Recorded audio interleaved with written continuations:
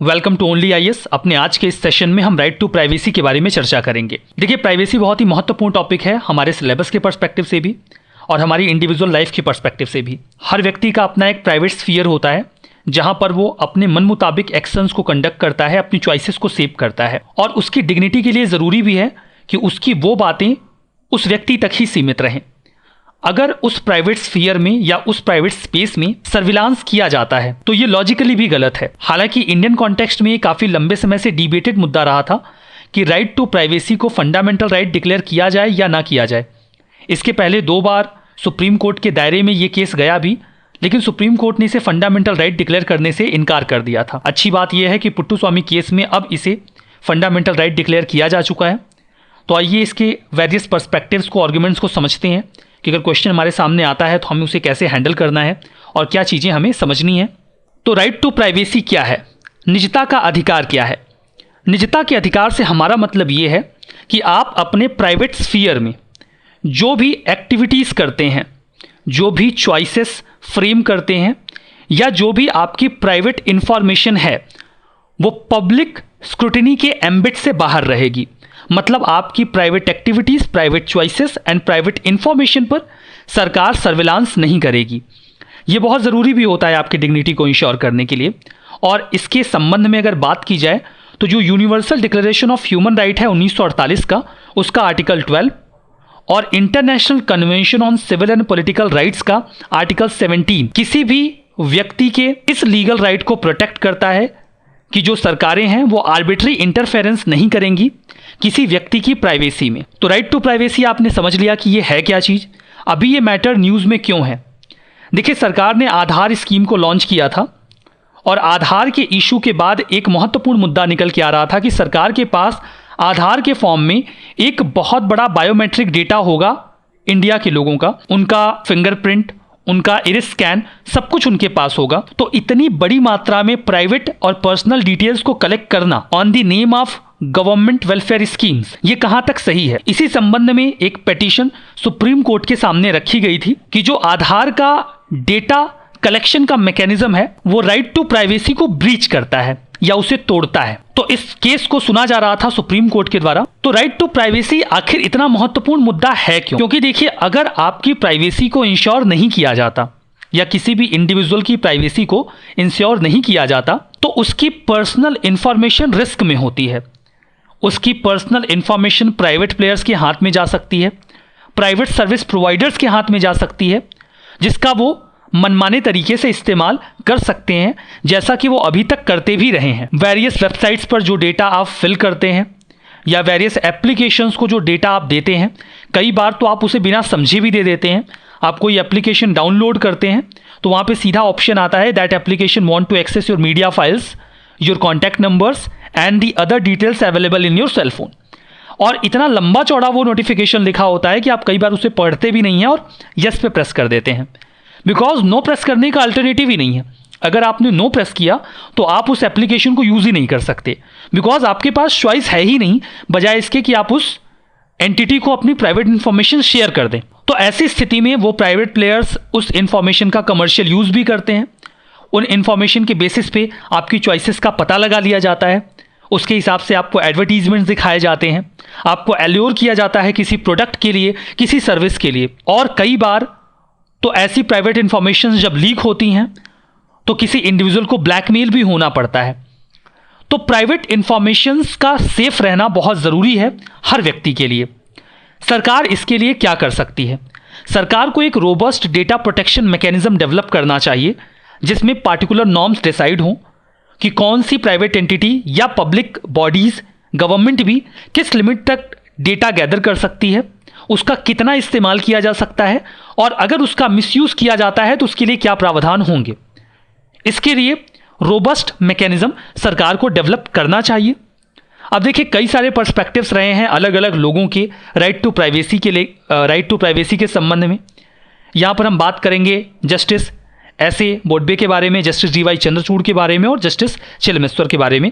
सबका ओपिनियन देखते हैं। तो देखिए, जस्टिस एस.ए. बोडबे ये कहते हैं कि अगर एक व्यक्ति आत्मसम्मान के साथ, डिग्निटी के साथ मरना चाहता है, अपना जीवन बिताना चाहता है, तो उसके पास प्राइवेसी होनी चाहिए। बिना प्राइवेसी के आत्मसम्मान को स्थापित नहीं किया जा सकता, as per justice S.A. बोडबे। Justice D.Y. Chandrachud का क्या विचार है? वो कहते हैं जैसे कि गवर्नमेंट ने ये कहा कि जो प्राइवेसी का कॉन्सेप्ट है ये एक एलिटिस्ट कॉन्सेप्ट है। एलिटिस्ट कॉन्सेप्ट क्यों है? ये वेस्टर्न कंट्रीज का कॉन्सेप्ट है जहां पर लोगों की आधारभूत आवश्यकताएं पूरी हो जाती हैं, तब वो इस चक्कर में पड़ते हैं कि उनकी प्राइवेट इंफॉर्मेशन सिक्योर रहे। इंडिया के लिए ये कॉन्सेप्ट नहीं है। इंडिया में लोगों की आधारभूत आवश्यकताएं ही अभी पूरी नहीं हो पा रही हैं। व्यक्ति रोटी, कपड़ा, मकान जैसी आवश्यकताओं के लिए स्ट्रगल कर रहा है। ऐसी स्थिति में वो इस बात की चिंता नहीं करता कि उसकी प्राइवेट इंफॉर्मेशन शेयर हो रही है या नहीं हो रही है। तो ये एक एलिटिस्ट कॉन्सेप्ट है, ये एलिट्स का कॉन्सेप्ट है। क्योंकि अगर किसी वेलफेयर स्कीम के लिए हम लोगों का डेटा गैदर करते हैं ताकि हम टारगेट कर सकें उन लोगों को जिनको उसका फायदा देना है, तो लोगों को कभी प्रॉब्लम नहीं होगी इंडिया में। लेकिन जस्टिस D.Y. चंद्रचूड़ सरकार के इस आर्गुमेंट से सहमत नहीं थे। उन्होंने कहा कि ये एक एलिटिस्ट कॉन्सेप्ट नहीं है, ये सभी को अफेक्ट करता है, इसीलिए प्राइवेसी का होना बहुत जरूरी है। जस्टिस चेलमेश्वर भी यही चाहते हैं कि लोगों की प्राइवेसी सिक्योर रहे, जैसा कि उन्होंने अपने जजमेंट के दौरान कहा भी। वो कहते हैं कि एक ऐसा रिपब्लिक जिसे एक रिटन कॉन्स्टिट्यूशन के बेसिस पे फाउंड किया गया है, ये बहुत मुश्किल है एक्सेप्ट करना कि वहां पर राइट टू प्राइवेसी को फंडामेंटल राइट नहीं बनाया गया है। उनके मुताबिक राइट टू प्राइवेसी का फंडामेंटल राइट होना बहुत जरूरी है। तो राइट टू प्राइवेसी को लेकर कुछ और आर्ग्यूमेंट्स भी समझ लेते हैं। अटॉर्नी जनरल के वेणुगोपाल का क्या आर्ग्यूमेंट रहा? ये इस केस के दौरान, प्राइवेसी जजमेंट के दौरान सरकार को एडवोकेट कर रहे थे।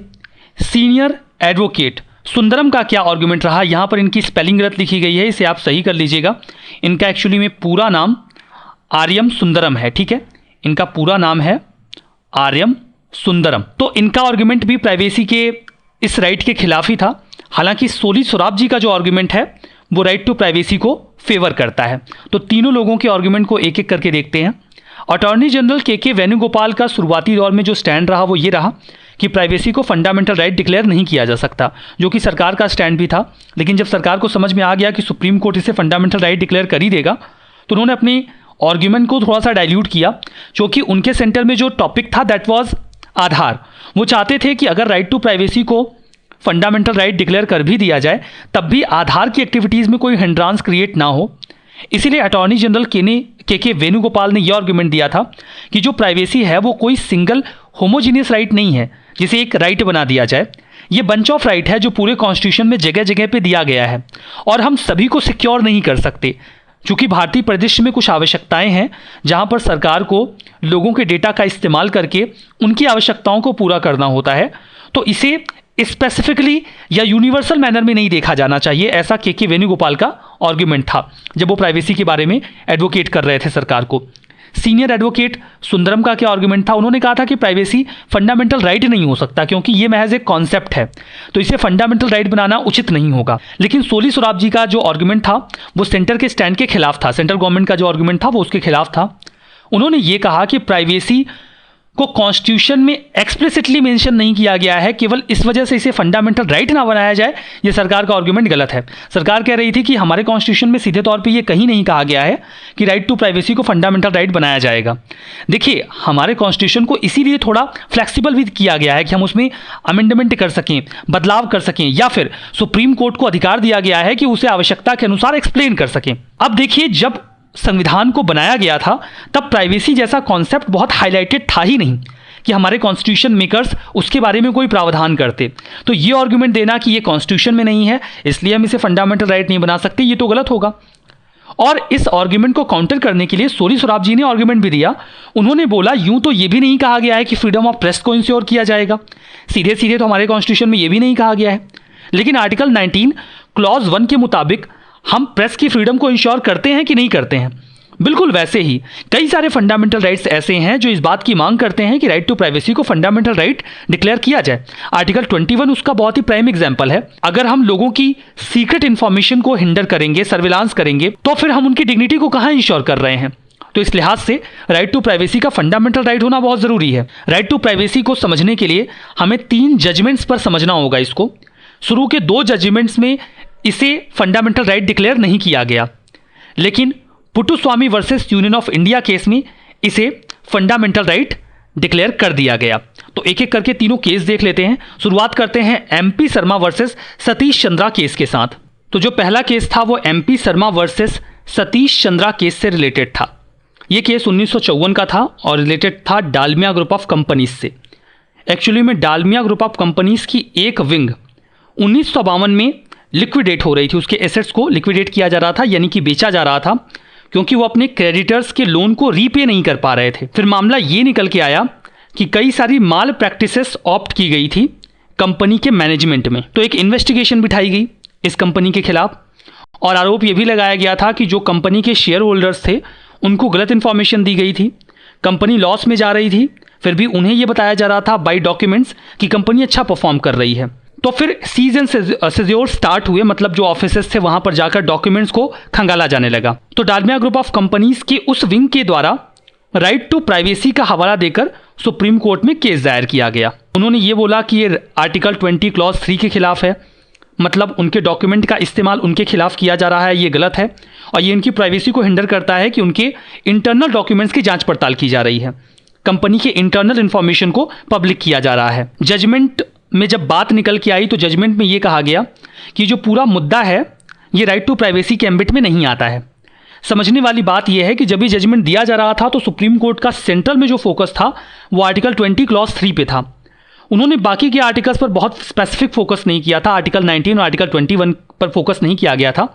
हालांकि डालमिया ग्रुप ऑफ कंपनीज की उस विंग ने आर्टिकल 19 का हवाला दिया था, लेकिन सुप्रीम कोर्ट ने उस पर ध्यान नहीं दिया था। तो उस समय जब राइट टू प्राइवेसी को जज किया जा रहा था तो आर्टिकल 20 सब क्लॉज 3 की बेसिस पे ही जज किया जा रहा था और इसे फंडामेंटल राइट नहीं माना गया या किसी भी तरीके का अधिकार नहीं माना गया। ठीक है, तो डालमिया ग्रुप ऑफ कंपनीज की उस विंग को कुछ खास रियायत इस केस में मिल नहीं पाई। तो यहाँ पर हमने समझ लिया कि यहाँ पर राइट टू प्राइवेसी को तवज्जो नहीं दी गई, उसे फंडामेंटल राइट डिक्लेयर नहीं किया गया। दूसरा केस आया 1962 में, खड़क सिंह केस था। ये Khadak Singh versus state of Uttar Pradesh and others case था। जो पेटिशनर थे वो खड़क सिंह थे। उनके ऊपर एक डकैती का केस लगा था, लेकिन उनको जेल से छोड़ दिया गया बिकॉज उनके खिलाफ एविडेंसेस नहीं मिल पाए। लेकिन उत्तर प्रदेश की पुलिस को ऐसा लगता था कि जो खड़क सिंह हैं वो डकैती की एक्टिविटी में इन्वॉल्व थे और वो और भी इलीगल एक्टिविटीज़ में इन्वॉल्व हैं, तो उनके खिलाफ एक सर्विलांस बिठा दिया गया एज पर दी Uttar Pradesh police regulation acts chapter 20 का इस्तेमाल किया गया। जब उन्हें ऐसा महसूस हुआ खड़क सिंह को कि उनके ऊपर सर्विलांस किया जा रहा है, तो उन्होंने कोर्ट में ये जो उत्तर प्रदेश पुलिस रेगुलेशन का चैप्टर 20 था उसको चैलेंज किया। उन्होंने बोला कि ये जो चैप्टर 20 के तहत सर्विलांस किया जाता है पुलिस के द्वारा, ये उनके फंडामेंटल राइट्स का वायलेशन है under article 19 clause 1 sub clause D, जो कि उनकी फ्रीडम ऑफ मूवमेंट को हिंडर कर रहा है। आर्टिकल 21 जो उनको protection of life and personal liberty देता है। इन दोनों प्रावधानों को वायलेट करता है चैप्टर 20, जिसका सहारा लेकर उत्तर प्रदेश की पुलिस उनको सर्विलांस कर रही है। इस केस में ये तो माना गया कि जो प्राइवेसी है वो कहीं ना कहीं इंट्रिंसिकली छुपी हुई है प्रावधानों में, लेकिन अल्टीमेटली ये स्वीकार नहीं किया गया कि राइट टू प्राइवेसी एक फंडामेंटल राइट हो सकता है। ये कहा गया कि चूंकि सीधे तौर पे ये कहीं गारंटी नहीं किया गया है, दैट्स वाई ये आर्टिकल्स राइट टू प्राइवेसी को गारंटी नहीं करते हैं।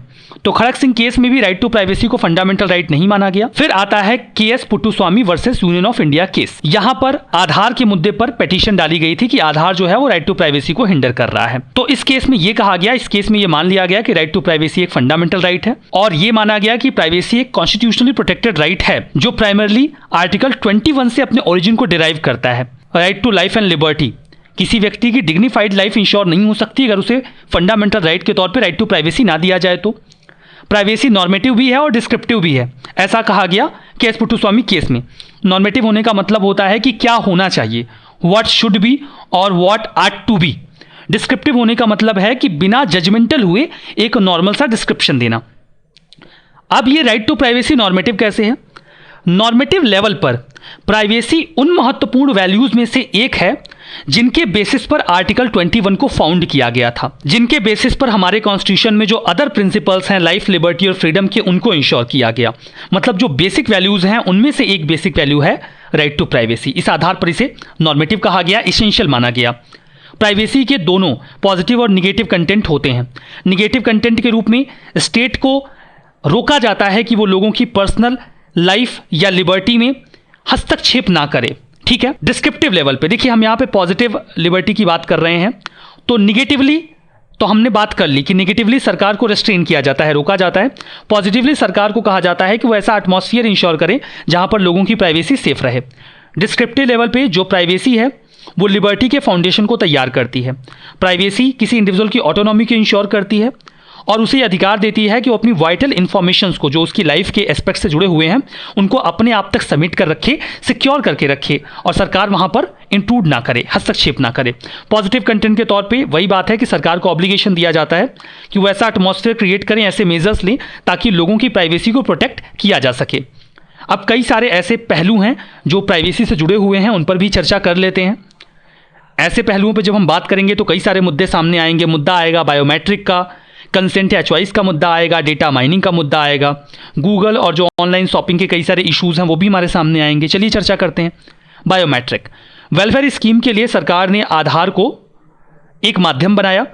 आधार में आपकी बायोमेट्रिक इंफॉर्मेशन होती है और आपकी इरिस स्कैन इंफॉर्मेशन भी वहां पर होती है, मतलब आपकी आंखों को भी स्कैन किया जाता है। वैसे तो केवल वेलफेयर स्कीम के लिए ही आधार का इस्तेमाल नहीं किया जाता, बल्कि सरकार जो अदर सर्विसेज हैं उनके लिए भी आधार को या फिर आपकी बायोमेट्रिक इंफॉर्मेशन को एसेंशियल बनाना चाहती है। अब इतने बड़े बायोमेट्रिक इंफॉर्मेशन पूल का जो इस्तेमाल है वो मास सर्विलांस के लिए भी किया जा सकता है। तो यहां पर यह कंसर्निंग मुद्दा होता है कि इतनी बड़ी इंफॉर्मेशन को भारत जैसे देश में सरकार अपने पास इकट्ठा कर रही है, तो इसे सरकार सेफ कैसे रखेगी? लोगों के अधिकार छिन सकते हैं या उनकी जो पर्सनल इंफॉर्मेशन है वो कॉम्प्रोमाइज हो सकती है। मुद्दा आता है कंसेंट और चॉइस का भी।